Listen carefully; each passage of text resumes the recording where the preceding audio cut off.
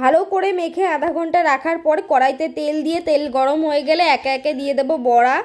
আচ্ছা, তোমাদের কাদের কাদের তালের বড়া খেতে ভালো লাগে অবশ্যই কিন্তু কমেন্ট করে জানিও। আমার কিন্তু তালের বড়া খেতে খুব ভালো লাগে। আমি কিন্তু এই প্রথমবার তালের বড়া বানালাম, তাও আবার পুরোটাই নিজের হাতে। শুধু আমার শাশুড়ি মা পরিমাণটুকু আমাকে বলে দিয়েছে। জানো তো, তালের বড়াটা ভাজা দেখে আমার না জিভে এখনই জল চলে আসছে।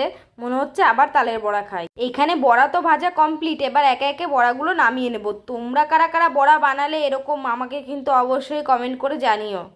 চলো এবার আমাদের ভালোবাসার মানুষের কিছু কমেন্ট পড়া যাক। ফেসবুক থেকে পিঙ্কি বলেছে যে দাদা বৌদির ভয়েস আমার খুব ভালো লাগে। তো তোমাকে অনেক অনেক থ্যাংক। দেখো এখন সবাইকে টেস্ট করানোর পালা। দেখো প্রথমেই মাকে দিয়ে দিলাম, এবার দেবো বোনকে। আচ্ছা, তোমাদের কি মনে হয় বড়াটা দেখে কি মনে হচ্ছে যে বড়াটা ভালো হয়েছে না খারাপ হয়েছে অবশ্যই কিন্তু কমেন্ট করে জানিও।